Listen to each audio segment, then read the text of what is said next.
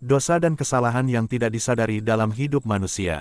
Seringkali kita menyadari atau juga oleh karena sihir iblis, kita tidak mengetahui akan dosa dan kesalahan yang tersembunyi di dalam pikiran kita. Kita semua berjalan di jalan yang sama, mencari cahaya di tengah kegelapan dunia ini. Dalam setiap langkah, kita berusaha untuk memahami dan mengikuti firman Tuhan dengan sepenuh hati, namun ada dosa dan kesalahan tersembunyi yang sering kita abaikan. Dosa-dosa dan kesalahan yang merayap masuk tanpa kita sadari, dosa-dosa itu merusak kerohanian kita secara perlahan, menggerogoti hubungan kita dengan Tuhan dan sesama. Mari kita bersama-sama membuka mata dan merenungkannya, karena hanya dengan memahami keberadaan diri kita sendiri, maka kita dapat mengatasi dosa dan kesalahan yang tersembunyi itu. 1. Kesombongan tersembunyi. Kesombongan adalah dosa yang seringkali kita abaikan. Mungkin kita tidak menyombongkan diri secara terbuka, tetapi di dalam hati kita merasa lebih baik dari orang lain. Kita merasa bahwa pengetahuan kita lebih unggul, atau prestasi kita lebih berharga dibandingkan orang lain. Ini adalah bentuk kesombongan yang halus namun sangat merusak. Seperti tertulis di dalam Amsal 16 ayat 18, kecongkakan mendahului kehancuran dan tinggi hati mendahului kejatuhan. Kesombongan tersembunyi ini dapat terlihat dalam cara kita memperlakukan orang lain. Kita mungkin memandang rendah mereka yang kurang beruntung, atau yang berbeda pandangan dengan kita. Sikap seperti ini mencerminkan hati yang jauh dari kerendahan hati yang sejati. Kita lupa bahwa setiap manusia diciptakan dengan nilai yang sama di mata Tuhan. Dan bahwa kita semua membutuhkan kasih karunia Tuhan. 2. Kemalasan rohani. Kita mungkin rajin dalam pekerjaan dan kegiatan sehari-hari, tetapi bagaimana dengan kehidupan rohani kita? Kemalasan rohani adalah ketika kita menunda-nunda waktu untuk berdoa, membaca firman Tuhan, atau merenungkan kasih karunia-Nya. Amsal 19 ayat 15 mengingatkan kita, kemalasan mendatangkan tidur nyenyak, dan orang yang lamban akan menderita lapar. Kemalasan rohani ini seringkali disebabkan oleh kesibukan duniawi yang menyita waktu dan perhatian kita. Kita merasa terlalu lelah atau terlalu sibuk untuk menghabiskan waktu dengan Tuhan. Namun, tanpa kehidupan rohani yang kuat, kita akan mudah terombang-ambing oleh godaan dan cobaan dunia. Kehidupan rohani yang sehat adalah fondasi yang kokoh bagi iman kita. 3. Ketidakpedulian terhadap sesama. Mengabaikan kebutuhan orang lain adalah dosa yang sering kita lakukan tanpa sadar.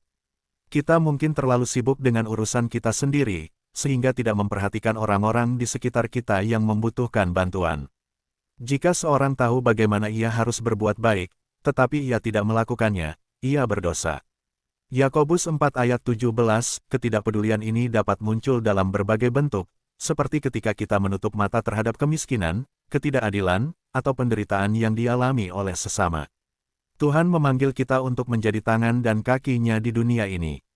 Untuk menunjukkan kasih dan kepedulian kepada mereka yang membutuhkan. Dengan mengabaikan panggilan ini, kita mengabaikan salah satu perintah terpenting dari Tuhan. 4. Kecemburuan dan iri hati. Kita seringkali merasa cemburu atau iri hati terhadap keberhasilan orang lain, tanpa menyadari bahwa perasaan ini meracuni hati kita. Dan janganlah kita gila hormat, janganlah kita saling menantang, dan saling mendengki. Galatia 5 ayat 26, kecemburuan dan iri hati adalah perasaan yang muncul ketika kita merasa kurang dibandingkan dengan orang lain, kita melihat keberhasilan, kebahagiaan, atau keberuntungan mereka. Dan mulai membandingkan diri kita sendiri. Perasaan ini tidak hanya merusak hubungan kita dengan orang lain, tetapi juga hubungan kita dengan Tuhan. Kita lupa bahwa Tuhan memberikan berkat dan rencana yang unik bagi setiap individu. 5. Berbicara kasar. Perkataan yang kasar dan menyakitkan sering keluar tanpa kita sadari. Tetapi dampaknya bisa sangat merusak.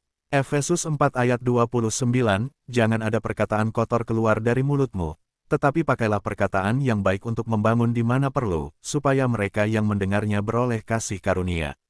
Kata-kata memiliki kekuatan besar untuk membangun atau meruntuhkan. Ketika kita berbicara kasar, kita menciptakan luka emosional dan merusak hubungan. Perkataan kasar tidak hanya mencerminkan hati yang tidak penuh kasih, tetapi juga menyakiti hati Tuhan. Setiap kata yang keluar dari mulut kita seharusnya membawa kasih, penghiburan, dan penguatan bagi orang lain. 6. Menyimpan kebencian. Kebencian adalah beban berat yang kita bawa, menghalangi kita untuk merasakan kasih Tuhan sepenuhnya. 1 Yohanes 2 ayat 9 berkata, barang siapa berkata bahwa ia berada di dalam terang, tetapi ia membenci saudaranya, ia berada di dalam kegelapan sampai sekarang. Menyimpan kebencian dalam hati adalah seperti membawa racun yang perlahan-lahan merusak kerohanian kita. Kebencian membangun tembok antara kita dan Tuhan, serta antara kita dan sesama. Ketika kita menyimpan kebencian, kita memberi ruang bagi kegelapan untuk masuk ke dalam hidup kita. Kita kehilangan kedamaian dan sukacita yang sejati. 7.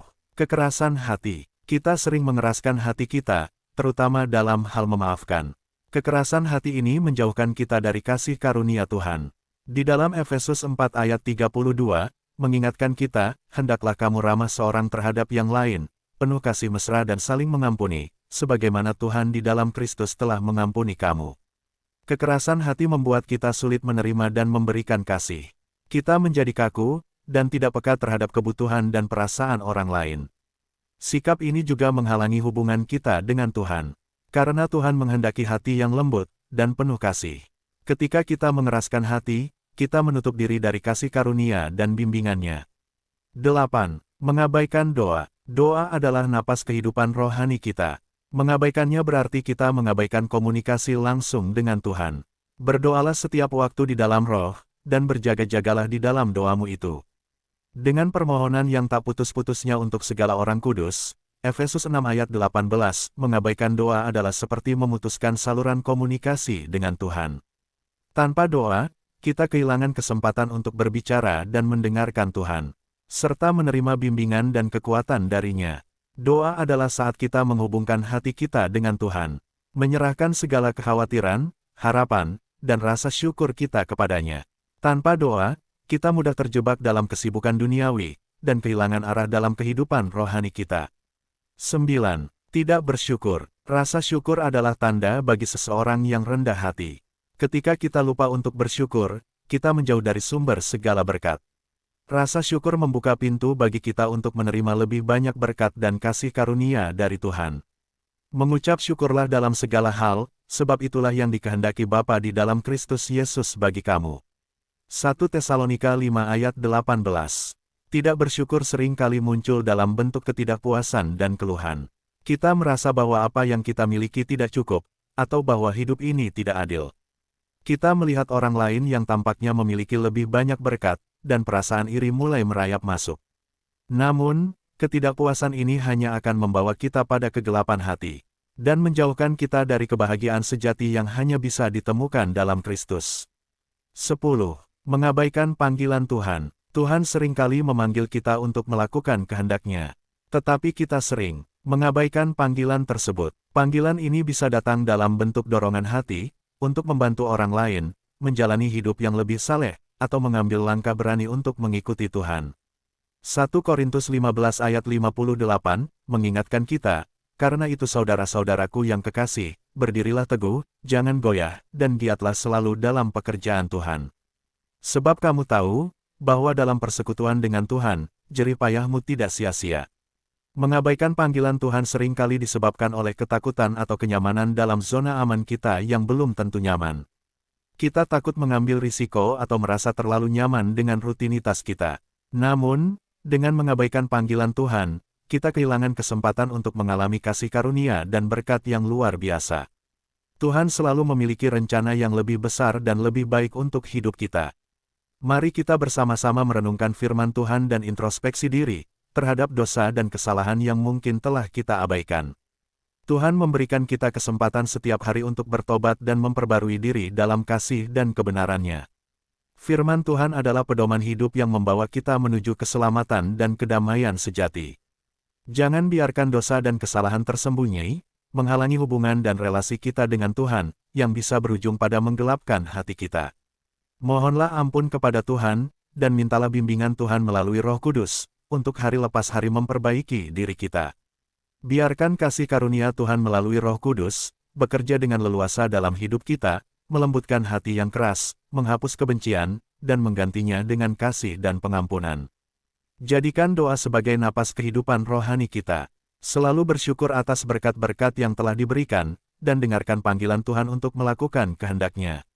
Marilah kita hidup dalam kerendahan hati, saling peduli dan mengasihi, serta berkomitmen untuk menjalani kehidupan yang penuh doa dan syukur.